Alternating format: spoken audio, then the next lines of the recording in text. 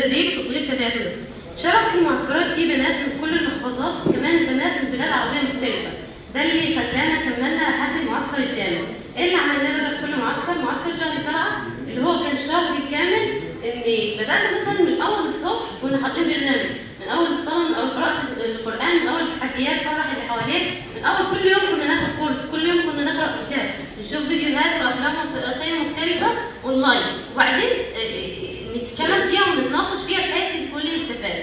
كنا نعمل تحديات ومبادرات على ارض الواقع، كل واحد في المحافظه بتاعته يعمل مبادره بحيث ان يكون ليه اثر، ده اللي كنا عاوزينه. علشان كده احنا عملنا البرنامج ده عشان يسيب اثر في حياه الناس.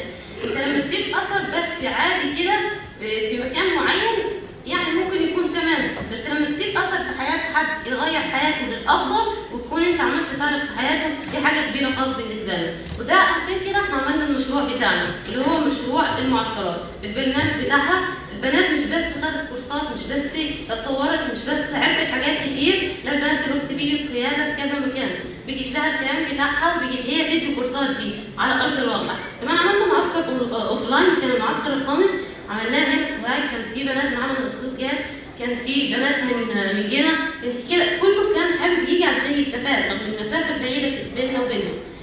عملناه لمده 4 ايام وكملنا اونلاين، عملنا ورش كتير خالص خالص. انا مش هطول في اللي احنا عملناه، انا اشوف بس انجازات البنات عليهم وهم هيقولوا لكم ايه بيستفادوا من المعسكر. يعني فرحانه جدا ان في شخصيات زي كده في سوهاج بتدعمنا وواقف جنبينا لحد ما المبادره دي فعلا توصل. شكرا خالص. انا من جنة من سوهاج، ريهام محمد. اول ما جيت هنا كنت في اعتقادي خلاص اروح الجامعه والموضوع هينتهي، هجيب امتياز والموضوع برضه هينتهي. بعد كده بدات لقيت فاطمه عامله مبادره على الفيس منزله بوست يلا اللي عايز يشترك في المعسكر. فجاه لقيت اللي هو لا، طب ايه اشترك ولا لا؟ في ناس بتقول لي لا وفي ناس بتقول لي جرب. انا دخلت على فكره من واقع التجربه، هجرب حاجه جديده. يلا هو مش كمان مش جاي سوهاج ومش هعمل اي حاجه غير الجامعه. قلت يمكن الاقي حاجه حلوه ممكن اعملها في الفتره دي او استثمار صح.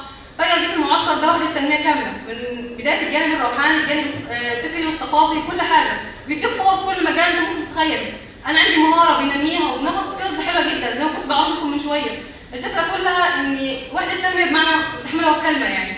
فجاه بعد ما دخلنا المعسكر انا كنت بطل في المعسكر الاول، لقيت كريمه وفاطمه قائدات، هم اللي عندهم الجانب القيادي، اللي عندهم القدره على انهم يغيروا في اللي حواليهم. انا غيرت نفسي في المعسكر كامل وطلعت المركز الاول فيه وجبت امتياز في كليتي، وده كله حصل وفرحت جدا بالانجازات دي. وان كمان ده ما اثرش على جانب الجامعه، لان الاهل دايما عملت ايه في كليتك؟ جبت امتياز ولا لا؟ الحمد لله قدرت ان انا اوفر بجانب الجامعه والجانب اللي انا عايزاه والحاجه اللي انا حابه اشترك فيها. هم ليه بالقائدات وما شاء الله ومبادرات. قلت خلاص الكيان ده انا هدخل فيه. دخلت مع فاطمه وجيت تاني معسكر قائد لحد ما وصلت للمعسكر الثامن، وانا هيد معسكرات في تيم التي بي دي. كنت فرحانه جدا اللي هو انا اديني بعمل حاجه، اديني لا ده كمان انا فعال. يعني بلاقي ناس بتوقف تقول لي اللي هو في المعسكر مثلا الاولاد احنا بطلنا سجاير، معسكر البنات احنا عملنا كذا. بجد وحده تغيير جميله جدا. شكرا خالص. البدايه عرفت بالمعسكر صدفه، كان عندي حب تجربه يعني قلت هجرب هنشوف.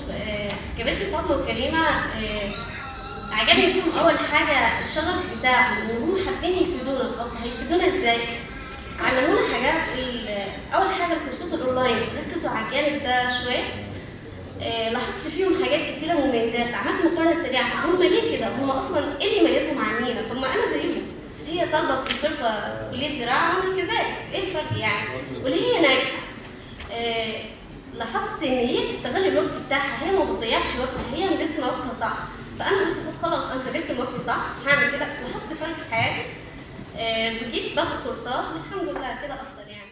البدايه انا كنت الاول مشتته جدا ما عنديش طاقه، ما عنديش هدف، مش عارفه اعمل ايه، سلبيه جدا. بروح الجامعه وباجي من الجامعه، اهم حاجه عندي التعليم الاكاديمي وبس. لكن ان انا اخد كورسات او اقرا كتب لا، ده كان صفر بالنسبه لي.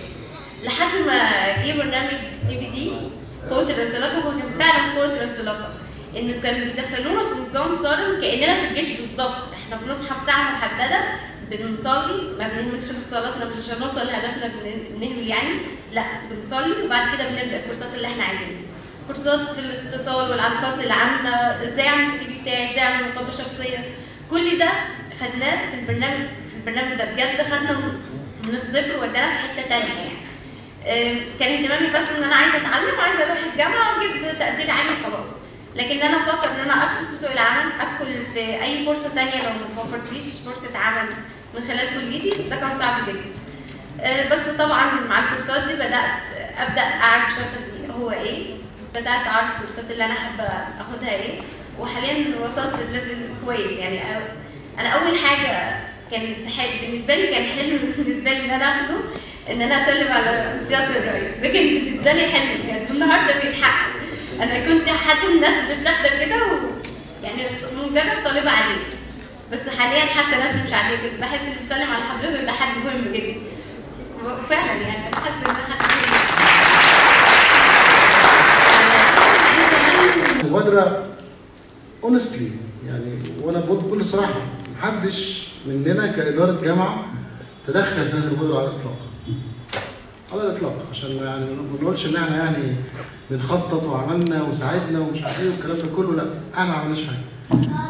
يعني كل اللي اتعمل كله فاطمه وزمايلها والمجموعه هي اللي عملت المبادره، وهي اللي نسقت، وهي اللي دعت للايفنتس دي على اونلاين واوفلاين، وهي اللي اجتهدت، وهي اللي نسقت لكل التيم ده والعدد الكبير ده اكثر من 1000، وفي ناس على مستوى الدول العربيه وناس من جامعات ثانيه وناس من خارج سوهاج. فده كله جهد مشكور لفاطمه والتيم بتاعها انهم هم عملوا ده، عشان كده لازم نحييهم. الله الله الله الله يا الله، الله الله الله الله الله الله الله الله الله